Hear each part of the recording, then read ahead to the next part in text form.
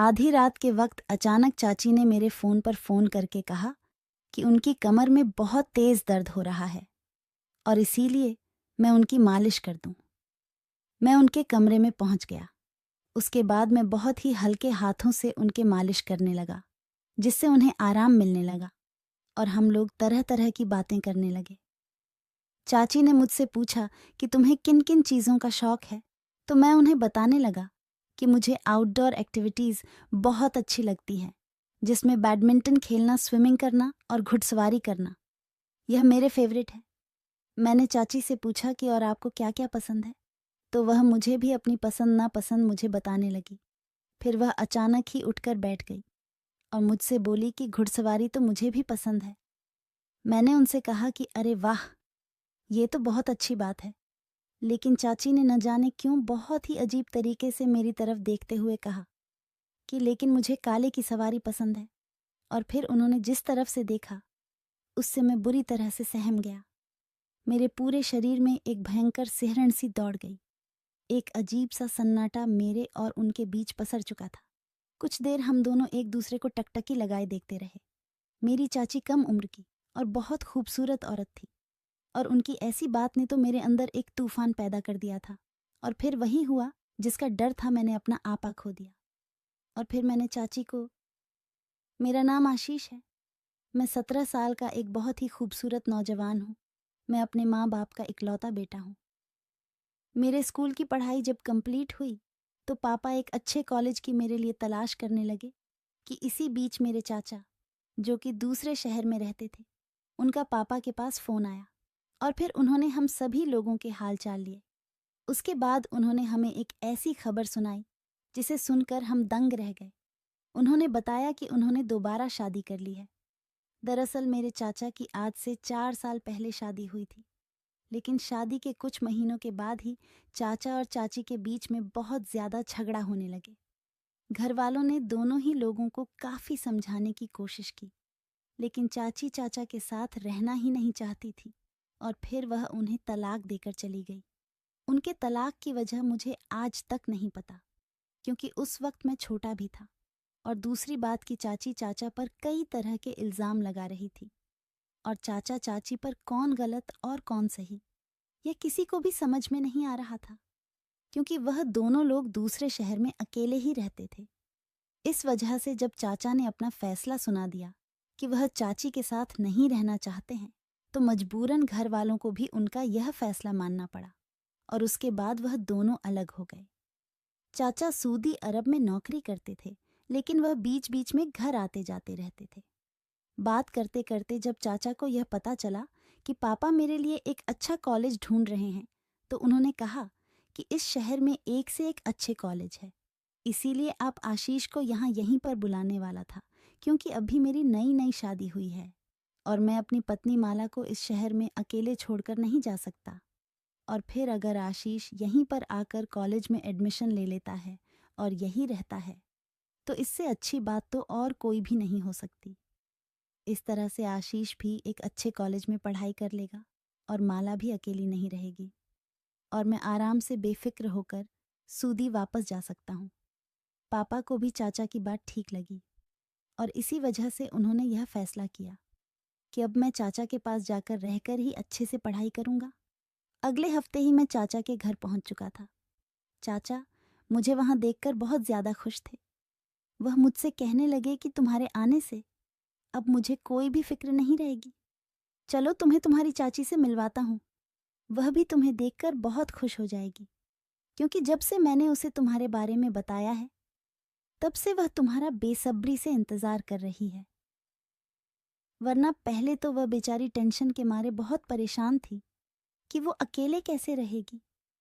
लेकिन जब मैंने उसे तुम्हारे बारे में बताया और कहा कि तुम स्वभाव के बहुत ही हंसमुख हो, तो वह खुश हो गई, क्योंकि वह भी बिल्कुल तुम्हारी तरह ही है, खूब हंसी मजाक करने वाली और खूब बोलने वाली। मैं जैसे ही चाचा के घर पहुंचा और सामने मेरी चाची ने दरवाज़ा खोला, तो उन्हें देखकर तो मैं दंग ही रह गया। चाची तो चाचा की बिल्कुल आधी उम्र की थी। वह मुझे देखने में 18 साल की लग रही थी और खूबसूरती तो उनकी इतनी ज़्यादा थी कि वह किसी परी से कम नहीं थी। किसी हीरोइन के जैसी कद काठी और चेहरे पर चमक, इतनी गजब की परियां भी फेल हो जाए। उनके काले लंबे घने बाल जो उस वक्त खुले हुए थे और हवा में लहरा रहे थे। मैं तो उन्हें देखते ही पलक झपकाना ही भूल चुका था। मुझे तो अभी तक यकीन ही नहीं आ रहा था कि यह मेरी नई चाची है। मैं अपनी ही दुनिया में गुम था कि तभी चाचा ने मुझे एक झटके से सपनों से बाहर निकाला और कहा, क्या हुआ आशीष, यह तुम्हारी चाची है, मिलोगे नहीं? मैंने तुरंत ही उन्हें नमस्ते बोला और फिर घर के अंदर आ गया। चाची मेरे लिए चाय पानी का इंतजाम करने लगी, लेकिन मैं बार बार नजर चुराकर उनकी तरफ ही देख रहा था, क्योंकि मैं इस बात को हजम ही नहीं कर पा रहा था कि मेरे चाचा, जो कि तकरीबन 35 साल के होंगे, उनसे एक 18 साल की लड़की ने शादी कर ली। मैं मन ही मन सोचने लगा कि हो सकता है चाची की भी उम्र उतनी ही हो जितनी चाचा की है, लेकिन उन्होंने अपना इतना अच्छे से ख्याल रखा हुआ है कि वह किसी 18 साल की लड़की के जैसी ही दिख रही हैं। खैर, जो भी हो, लेकिन चाचा बहुत खुश नसीब हैं जो उन्हें दूसरी पत्नी इतनी ज्यादा खूबसूरत मिली है। चाय नाश्ता करने के बाद चाचा अपनी पैकिंग करने लगे। उन्होंने मुझसे कहा कि वह कल सुबह की फ्लाइट से सूदी के लिए निकल जाएंगे, और उसके बाद उन्होंने मुझे एक लिस्ट पकड़ाई। वह बोले कि इसमें इस शहर के सभी अच्छे कॉलेज के नाम लिखे हुए हैं, तुम इनमें से किसी को भी चूज करके एडमिशन ले सकते हो। उनकी यह बात सुनकर मैं खुश हो गया। उसके बाद चाचा मुझसे कहने लगे कि देखो आशीष, मैं यहाँ पर सिर्फ तुम्हारे भरोसे पर ही तुम्हारी चाची को छोड़कर जा रहा हूँ। और एक बात और है, तुम्हारी चाची को अभी कुछ दिनों पहले सीढ़ियों से गिर जाने की वजह से चोट आ गई थी, जिसमें उसकी शरीर की काफी मांसपेशियां खींच गईं। मैंने डॉक्टर को दिखाया तो उन्होंने यह बताया कि अभी कुछ महीनों तक उसके शरीर में बार बार दर्द उठता रहेगा, और जिसकी वजह से उसे बहुत तकलीफ होगी। इसीलिए तुम उसका थोड़ा सा ख्याल रखना, और जब भी जरूरत पड़े तो उसे डॉक्टर को दिखा आना। इसके अलावा तुम्हारी चाची तुम्हें जो भी काम बताएं, तुम वह सारे काम कर देना, क्योंकि यहाँ पर उसका तो सिर्फ तुम ही सहारा हो और कोई नहीं। मैंने चाचा से कहा कि आप बिल्कुल भी फिक्र मत रहिए, मैं चाची का पूरा ख्याल रखूंगा और उन्हें किसी भी बात की कमी नहीं होने दूंगा। इसके बाद अगली सुबह चाचा सूदी के लिए निकल गए और मैं और चाची बिल्कुल ही अकेले उस घर में रह गए। अभी क्योंकि मैं और चाची एक दूसरे के लिए नए नए थे, इसीलिए हमारे बीच बातचीत कुछ कम ही हो रही थी। मैं भी उसी दिन उस कॉलेज में पहुंच गया जहां पर मुझे एडमिशन लेना था, और मैंने वहां जाकर दाखिला ले लिया। इसके बाद धीरे धीरे दिन यूं ही बीतने लगे और मैंने कॉलेज जाना भी शुरू कर दिया, जहां पर मेरी कुछ लड़कों से अच्छी दोस्ती हो गई, और इधर मैं और चाची अब एक दूसरे से खुलकर बातें करने लगे। एक दिन मैं अपने कमरे में बैठा पढ़ रहा था कि तभी रात के समय चाची ने मुझे आवाज लगाई। मैं तुरंत ही भागकर किचन की तरफ गया तो यह देखकर दंग रह गया कि चाची ने उस वक्त एक बहुत ही खूबसूरत गाउन पहन रखा था। वह गाउन जो अक्सर औरतें रात को सोते समय पहनती हैं, लेकिन वह गाउन पूरा जालीदार था, जिसमें उनकी खूबसूरती झलक रही थी। मैंने तुरंत ही अपनी नजरों को दूसरी दिशा में घूम लिया। चाची मुझसे बोली, आशीष, क्या तुम चाय पियोगे या कॉफी?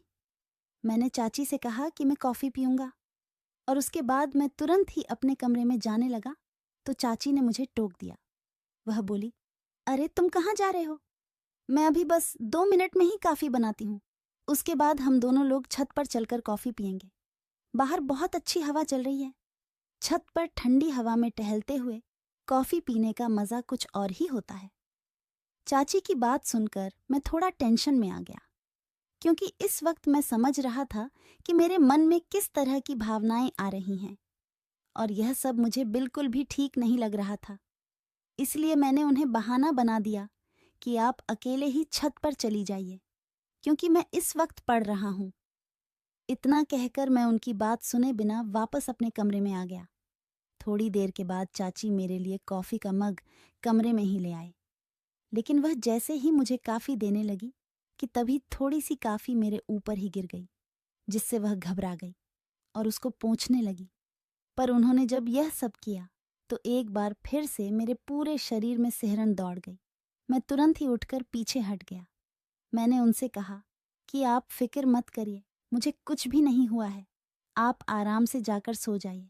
और मैं तुरंत ही बाथरूम में चला गया। मैंने खुद को समझाया कि वह मेरी चाची है, भले ही उनकी उम्र कम ही क्यों ना हो, लेकिन वह मेरी माँ समान है और मुझे अपने मन में किसी भी तरह का कोई विचार नहीं लाना चाहिए। इसके बाद एक दिन चाची और मैं शॉपिंग पर गए। वहाँ पर मैंने अपने लिए भी कुछ कपड़े लिए और चाची ने भी। और उस दिन मुझे पता चला कि चाची की उम्र सच में 18 साल की ही है। मैंने बातों ही बातों में पूछ लिया कि आपके चाचा कहाँ मिले, तो वह कहने लगी कि दरअसल तुम्हारे चाचा ने मेरी जान बचाई थी। एक दिन मेरा एक्सीडेंट हो गया था और तुम्हारे चाचा ही मुझे हॉस्पिटल लेकर गए और फिर वहीं से हमारी मुलाकात धीरे धीरे आगे बढ़ने लगी। मैं एक अनाथ लड़की हूँ, मेरा आगे पीछे कोई भी नहीं था। मैं बचपन से ही अपने मामा मामी के घर पर रही थी, लेकिन वह लोग मेरे साथ बहुत ही बुरा व्यवहार करते थे। और जब मुझे तुम्हारे चाचा का साथ मिल गया और हमने शादी करने का फैसला कर लिया, तो फिर मैंने बिल्कुल भी देर नहीं की और तुम्हारे चाचा के साथ शादी करके अब मैं एक खुशहाल जीवन जी रही हूँ। मैंने चाची से कहा कि यह तो आपने बहुत ही अच्छा किया, क्योंकि मेरे चाचा बहुत ही अच्छे हैं। चाची कहने लगी कि हाँ, सो तो है, तुम्हारे चाचा मेरा बहुत ख्याल रखते हैं। देखो ना, वह यहाँ से जा रहे थे, लेकिन फिर भी उन्हें मेरी कितनी फिक्र थी कि मेरा ख्याल रखने के लिए वह तुम्हें यहाँ पर छोड़ कर गए। बाकी सब चीज़ तो ठीक चल रही थी, लेकिन न जाने क्यों, लेकिन मैंने एक चीज़ नोटिस की थी कि जब से चाचा सूदी गए थे, तब से ही चाची घर में जो भी कपड़े पहन रही थी, वह मुझे दिखने में बिल्कुल भी ठीक नहीं लगते थे, क्योंकि वह कपड़े कुछ ज़्यादा ही खुले खुले थे। फिर मुझे लगा कि हो सकता है चाची इन सब बातों पर उतना ध्यान ना देती हो, और फिर उनकी नज़र में तो मैं उनके बेटे के समान हूँ, और बस इसीलिए वह इस तरह के कपड़े आराम से मेरे सामने पहन रही है। मैंने इस बात को नज़रअंदाज किया और अपनी पढ़ाई में जुट गया। इधर मेरे कॉलेज में प्रैक्टिकल शुरू हो गए थे, जिसमें मुझे अपने दोस्त के साथ प्रोजेक्ट तैयार करने को दिए गए, जिसकी वजह से मेरे दोस्त ने डिसाइड किया कि वह मेरे घर पर आकर प्रोजेक्ट को तैयार करेगा, क्योंकि उसका परिवार काफ़ी बड़ा था और वह अपने घर में प्रोजेक्ट को आराम से तैयार भी नहीं कर सकता था, क्योंकि उसके घर में हर वक्त बहुत ज़्यादा शोर होता रहता था।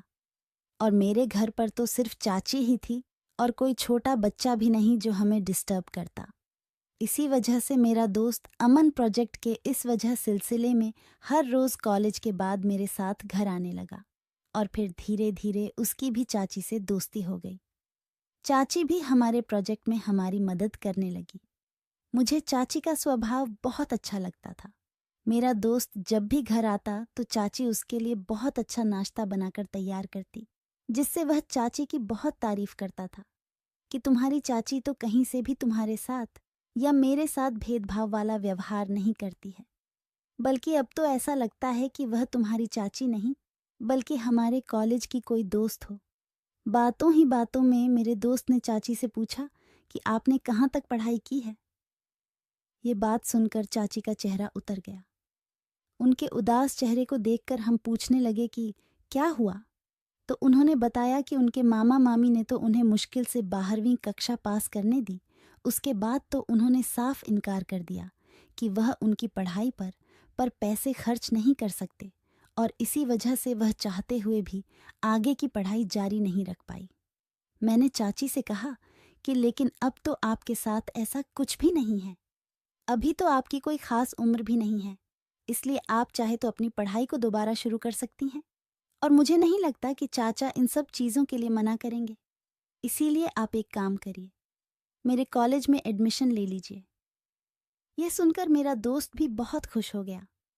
वह कहने लगा कि हाँ, आप भी वहीं पर आ जाइए, फिर हम तीनों लोग खूब मस्ती करेंगे और जमकर पढ़ाई भी करेंगे। चाची मुस्कुराते हुए कहने लगी कि मैं बिल्कुल ऐसा करती, लेकिन क्योंकि अभी मुझे कुछ दिनों पहले ही चोट लगी है, जिसकी वजह से मुझे कई बार अचानक से शरीर में दर्द उठने लगता है, इसीलिए मैं हर रोज़ फ़िलहाल तो कॉलेज नहीं जा सकती, और फिर अब मेरी शादी भी हो गई है, तो मुझे अपनी गृहस्थी भी देखनी है, और आगे मेरे बच्चे होंगे, तो फिर मैं कॉलेज के साथ साथ बच्चों को कैसे मैनेज करूंगी। हर रोज कॉलेज जाना मेरे बस की बात नहीं हो पाएगी। उनकी ये बात सुनकर मैं और मेरा दोस्त दोनों ही सोच में पड़ गए। मैंने चाची से कहा कि तो फिर आप एक काम करिए, आप डिस्टेंट लर्निंग का सहारा लीजिए। ऐसे बहुत से कॉलेज हैं जिनमें आप एडमिशन लेकर घर बैठे ही अपनी पढ़ाई जारी रख सकती हैं। मेरी यह बात सुनकर चाची और अमन दोनों के ही चेहरे पर चमक आ गई। वह कहने लगे कि अरे वाह, यह आइडिया तो तुमने बहुत अच्छा दिया। और फिर हम लोग तुरंत ही चाची के लिए एक अच्छा कॉलेज ढूंढने लगे और कुछ देर के बाद ही हमने कॉलेज को फाइनल भी कर दिया। लेकिन चाची ने कहा कि यह सब करने से पहले मैं तुम्हारे चाचा की इजाज़त ले लूं और उसके बाद ही मैं एडमिशन लूंगी। उसके बाद ये सारी बातें तय हो गई। अमन भी अपने घर चला गया। शाम को चाची ने चाचा से पूछा तो चाचा ने भी खुशी खुशी हाँ कह दिया। चाची पढ़ाई को लेकर बहुत खुश थी।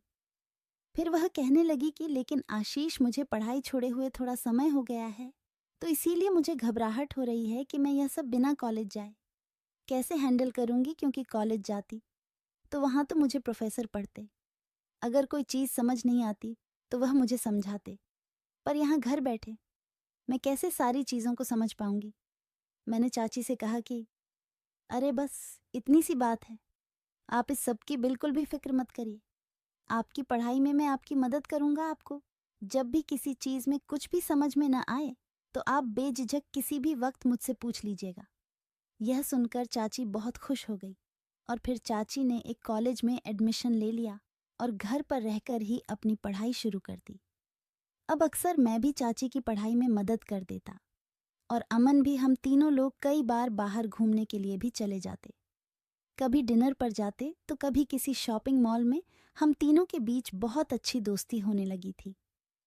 एक रात चाची ने अचानक ही मुझे फ़ोन करके अपने कमरे में बुलाया। जब मैं उनके कमरे में पहुंचा तो वह मुझसे कहने लगी कि उनके पीठ में बहुत तेज़ दर्द हो रहा है और डॉक्टर ने उन्हें यह तेल दिया है जिससे उनकी मालिश की जाती है। जब चाचा थे तो वह उनके अच्छे से मालिश कर दिया करते थे, लेकिन अब तो वह यहाँ पर है नहीं और चाची का खुद से हाथ नहीं पहुंच पाता है।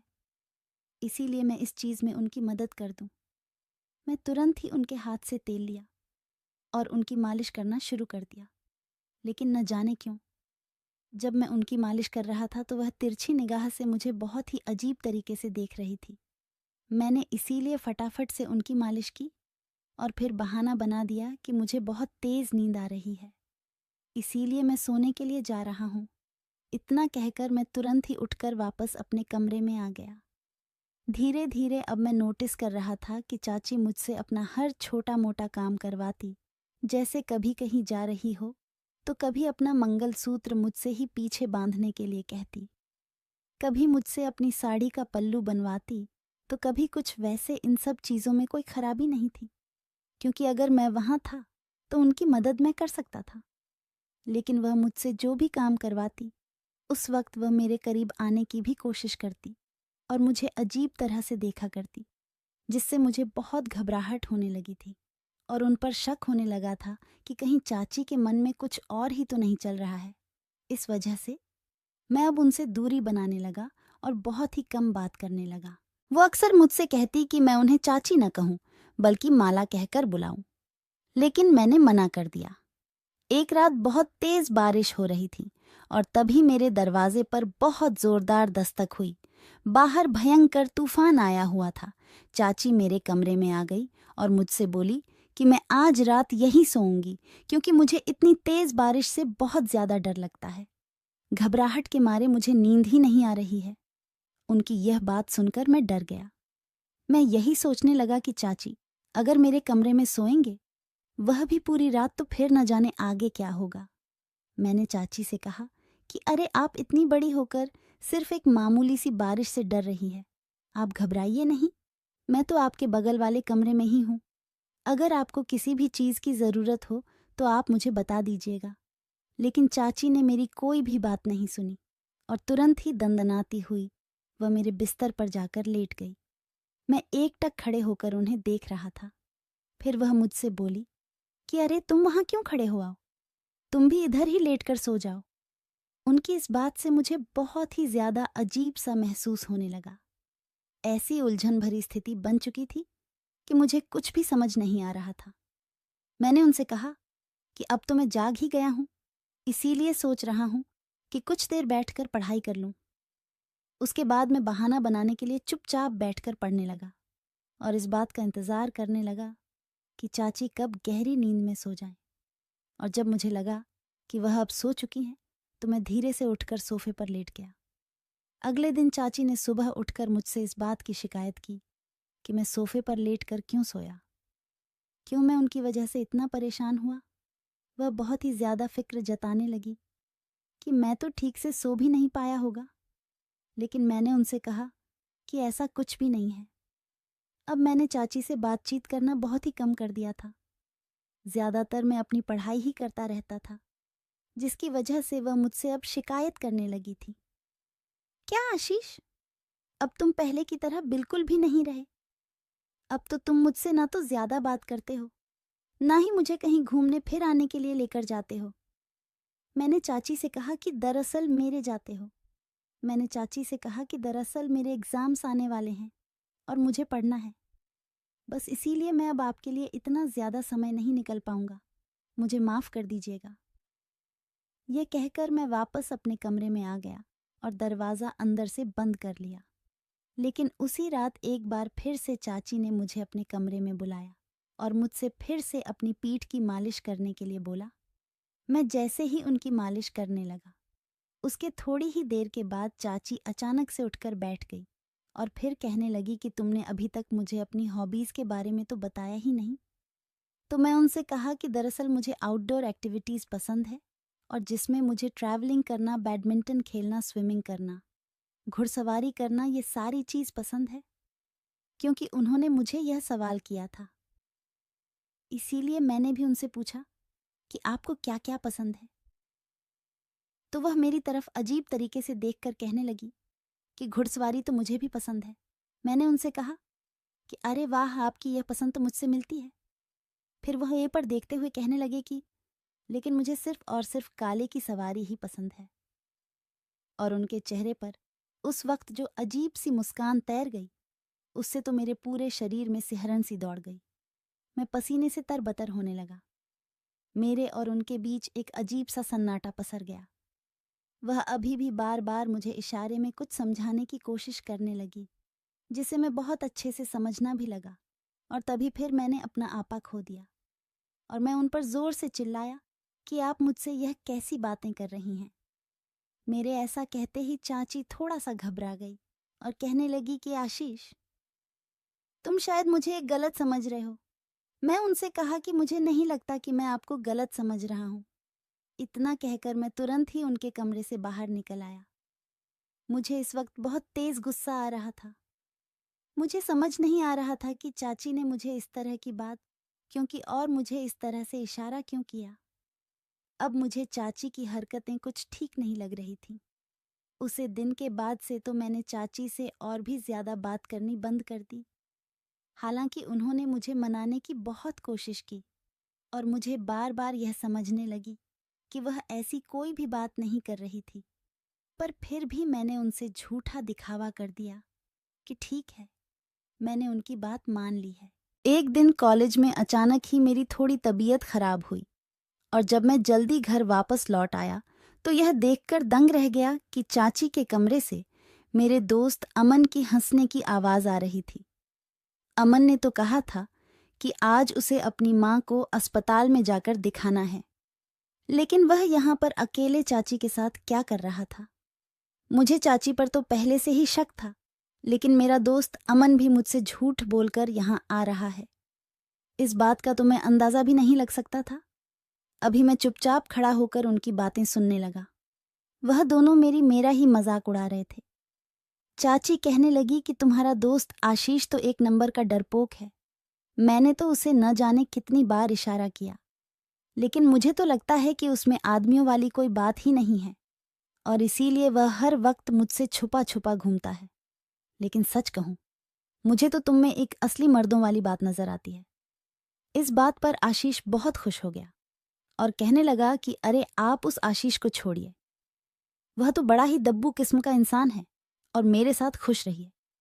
और उसके बाद उन दोनों ने जो किया, उसे देखकर तो मैं दंग रह गया। जिस चीज पर सिर्फ और सिर्फ मेरे चाचा का हक था, वह इस वक्त सिर्फ आशीष को मिल रहा था। यह सब कुछ में मुझे देखा नहीं जा रहा था, इसीलिए मैं तुरंत ही वहां से निकल आया और एक पार्क में जाकर बैठ गया। मेरी आंखों के सामने अभी भी वह नजारा घूम रहा था और मुझे रह रहकर बहुत ही ज्यादा गुस्सा आ रहा था।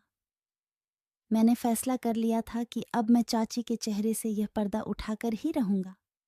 वह मेरे चाचा को धोखा दे रही थी और मैं ऐसा बिल्कुल भी नहीं होने दे सकता। और इसीलिए मैंने तुरंत ही फोन करके चाचा को चाची की एक एक हरकत के बारे में सब कुछ बता दिया।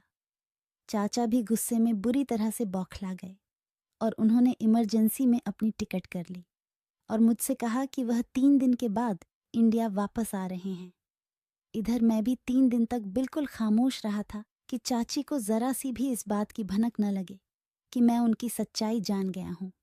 3 दिन के बाद चाचा जैसे ही घर लौट कर आए, उन्होंने तुरंत ही आकर चाची के गाल पर एक जोरदार तमाचा मारा। चाची को कुछ भी समझ में नहीं आ रहा था कि आखिर उनके साथ अचानक से यह क्या हुआ।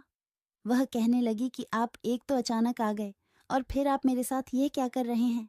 चाचा कहने लगे कि तुम्हारी हिम्मत कैसे हुई आशीष के दोस्त के साथ वह सब करने की। चाचा के मुंह से यह बात सुनकर चाची के तो होश ही उड़ चुके थे।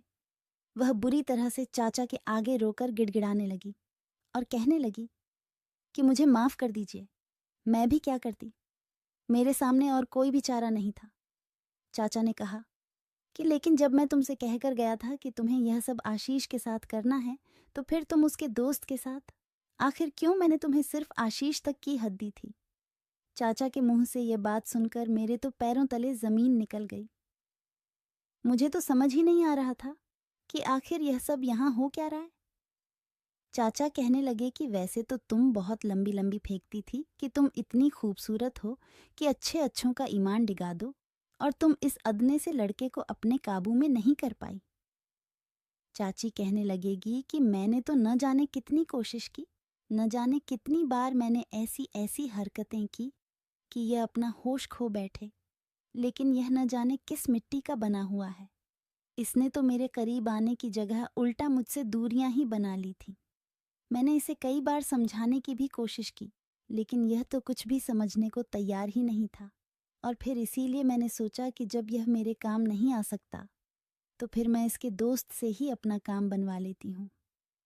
उन दोनों लोगों की यह बात सुनकर मुझे अचानक गुस्सा आया और मैं चाचा से कहा कि आप यह कैसी बातें कर रहे हैं।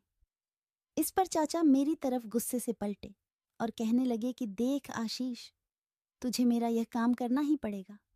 हर हाल में तुझे मुझे एक बच्चा पैदा करके देना होगा, क्योंकि अगर ऐसा नहीं हुआ तो सबको पता चल जाएगा कि मैं एक बांझ हूँ।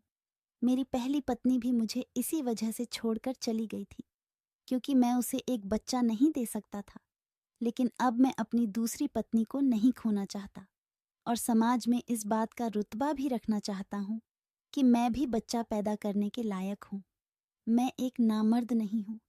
जब पहली पहली बार मेरा तलाक हुआ था, तो मेरी पहली पत्नी ने मुझे इस बात को लेकर बहुत बदनाम कर दिया था और फिर हर कोई मुझे शक की नज़र से देखने लगा था। हर कोई मुझ पर उंगली उठा रहा था और मैं यह बर्दाश्त नहीं कर सकता कि कोई भी मुझे नामर्द कहे। और इसी वजह से मैंने यह दूसरी शादी की, ताकि दूसरों के दिमाग में जो यह शक का कीड़ा है, उसे मैं पूरी तरह से ख़त्म कर सकूं। तुझे मेरे माथे पर लगा हुआ ये कलंक मिटाना ही होगा, हर हाल में, वरना मेरी इज्जत खाक में मिल जाएगी और सबको पता चल जाएगा कि मैं एक नामर्द हूँ और बच्चा पैदा करने के काबिल नहीं हूँ। मैंने अपने इसी इरादे की वजह से तुझे यहाँ कॉलेज में एडमिशन लेने के लिए कहा था और इसीलिए मैं तुझे तेरी चाची के साथ अकेला छोड़ कर गया, ताकि वह तुझे अपने जाल में फंसा सके और तुझसे मेरा वंश बढ़ाने वाला ले सके, क्योंकि मैं यही चाहता था कि मेरा जो बारिश हो वह इसी परिवार के किसी व्यक्ति से पैदा हो। और मुझे तुझसे बेहतर और कोई भी ऑप्शन नहीं लगा, क्योंकि तेरी और तेरी चाची की उम्र लगभग एक ही है, तो तुम दोनों के बीच ये चीज़ ज़्यादा आसान हो जाती। लेकिन तू पता नहीं किस मिट्टी का बना हुआ है। इसकी खूबसूरती पर तो हर कोई एक बार में ही फिदा हो जाता है, पर तू तो आज तक नहीं पिघला। पहले तो चाचा मेरे सामने गिड़गिड़ाने लगे और मुझसे कहने लगे कि मैं उनका ये काम कर दूं, लेकिन मैंने साफ इनकार कर दिया। मैंने कहा कि आपके इस गिरी हुई हरकत में मैं आपका बिल्कुल भी साथ नहीं दे सकता, और इसी वजह से मैं अब यहाँ से जा रहा हूँ। इतना कहते ही मैं जैसे ही अपने कमरे की तरफ अपना सारा सामान समेटने को आगे बढ़ा कि तभी अचानक से किसी ने मेरे सर पर पीछे से जोरदार वार किया और मैं वहीं पर बेहोश हो गया। और जब मुझे होश आया तो मैं अपने कमरे में बिस्तर पर बांधा हुआ था और चाचा चाची मेरे सामने खड़े हुए थे। चाचा कहने लगे कि तुझे मेरा यह काम हर हाल में करना पड़ेगा, चाहे खुशी खुशी या फिर जबरदस्ती। अगर तू मेरी बात प्यार से मान जाता तो मुझे तेरे साथ ये सब कुछ नहीं करना पड़ता। लेकिन अब मैं क्या करूं? मुझे अपनी नाक बचानी है और अपना वंश हर हाल में बढ़ता ही है, इसीलिए अब मुझे यही करना पड़ेगा। चाचा ने चाची से कहा कि अब अगर इस मामले में कोई भी गलती हुई तो फिर मुझसे बुरा कोई भी नहीं होगा। चाचा ने चाची से कहा कि जाओ, इसके लिए दूध बनाकर लाओ, और वह जो गोली मैंने तुम्हें बताई थी वह भी उसमें मिला देना। इतना कहकर चाचा और चाची दोनों ही लोग कमरे से बाहर निकल गए और मैं इधर बुरी तरह से छटपटा रहा था। मुझे रोना आ रहा था कि ये मेरे साथ क्या हो गया। मेरे ही सगे चाचा मेरे साथ ऐसा कैसे कर सकते हैं? सिर्फ अपने अहम और समाज की नज़रों में उठने के लिए वह मेरा इस्तेमाल करना चाहते हैं। उन्हें ज़रा सी भी शर्म नहीं आ रही। यह सब कुछ करते हुए मैं यह सब सोचकर बुरी तरह से रोने लगा और अपने हाथ पैर हिला हिलाकर रस्सियों को खींचने लगा, लेकिन रस्सियाँ काफ़ी मजबूत बंधी हुई थी, जो खुलने का नाम ही नहीं ले रही थी। कि तभी अचानक ही मेरे कमरे की खिड़की से मैंने अमन को मेरे कमरे में आते देखा। उसे देखकर मैं दंग रह गया। उसने मुझे चुप रहने का इशारा किया और मेरे हाथ पैरों को खोल दिया। मैंने तुरंत ही उसे उस वक्त गले से लगा लिया। हालांकि इस पल से पहले मैं उससे नफरत करता था, लेकिन उस वक्त उसने मुझे बहुत बड़ी मुसीबत से बचाया था। फिर हम दोनों तुरंत ही खिड़की से कूदकर बाहर भाग गए। मैं उसके साथ बाइक से एक पार्क में पहुंचा और वहां पहुंचकर मैंने चैन की सांस ली, लेकिन मैंने हैरानी से अमन की तरफ देखते हुए कहा कि तुम आखिर मेरे कमरे की खिड़की से अचानक कैसे आ गए? तब अमन ने बताया कि मैं तेरी चाची से मिलने के लिए आया था, लेकिन मुझे क्या पता था कि तेरे चाचा घर आ चुके हैं। लेकिन मैं जैसे ही दरवाजे पर पहुंचा, तभी तुम लोगों के बात करने की आवाज मेरे कानों में पड़ी, तो मैं खड़े होकर वहीं पर सब कुछ सुनने लगा। और फिर अचानक ही मैंने देखा कि तेरे चाचा तेरे साथ क्या कर रहे हैं। मैं जानता हूँ मेरे दोस्त की तू एक सीधा साधा इंसान है, और तेरे साथ गलत होते हुए देख मुझसे रहा नहीं गया। मैं अपने दोस्त के साथ ये सब नहीं होने दे सकता था, और बस इसीलिए मौका पाते ही मैंने तेरे कमरे की खिड़की से आकर तुझे बचा लिया। मैंने अमन को एक बार फिर से गले लगाकर थैंक यू बोला, क्योंकि आज अगर वह सही वक्त पर नहीं आता तो मेरी तो जिंदगी ही बर्बाद हो चुकी होती। मैंने तुरंत ही उसके फ़ोन करके पापा को सब कुछ बता दिया, जिसे सुनकर वह खुद भी दंग रह गए कि उनका ही छोटा भाई इतनी गिरी हुई हरकत कर सकता है। उसके बाद मैंने अमन से कुछ पैसे लिए और ट्रेन की टिकट खरीदकर मैं अपने घर पहुंच गया।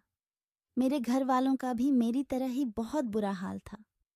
वह भी कभी सपने में भी नहीं सोच सकते थे कि मेरे खुद के सगे चाचा मेरा इस तरह का इस्तेमाल करने की कोशिश करेंगे। इसके बाद पापा ने चाचा के पास जाकर उन्हें बहुत खरी खोटी सुनाई और उनसे सारे रिश्ते नाते खत्म कर दिए। पापा ने कहा कि अगर यह हरकत किसी और ने मेरे साथ की होती तो अब तक वह इंसान जेल में होता, लेकिन क्योंकि चाचा उनके सगे भाई थे, बस इसी बात पर वह उन्हें छोड़ रहे हैं। उसके बाद मैं वहां से अपना सारा सामान समेटकर वापस अपने शहर में आ गया और वहां पर मैंने दूसरे कॉलेज में एडमिशन ले लिया। मुझ पर जो भी बीती उससे मुझे बहुत गहरा सदमा लगा था। मैंने कभी सपने में भी नहीं सोचा था कि मेरे साथ कुछ ऐसा भी हो सकता है। दोस्तों, कभी कभी हमारे अपने ही हमें इस तरह का धोखा देते हैं कि हमारे लिए यकीन करना मुश्किल पड़ जाता है।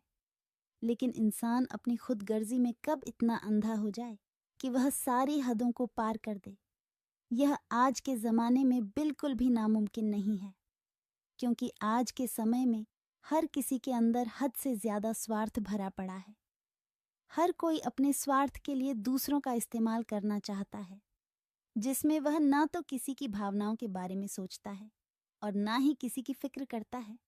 इसीलिए हमें हर वक्त अपने आसपास की चीजों पर ध्यान देना चाहिए और कभी भी किसी पर अंधा विश्वास नहीं करना चाहिए। दोस्तों, यह कहानी आपको कैसी लगी? हमें कमेंट में ज़रूर से बताएं। यदि आपने अभी तक हमारा चैनल सब्सक्राइब नहीं किया है तो चैनल को सब्सक्राइब करके बेल आइकन को ज़रूर दबाएं। धन्यवाद।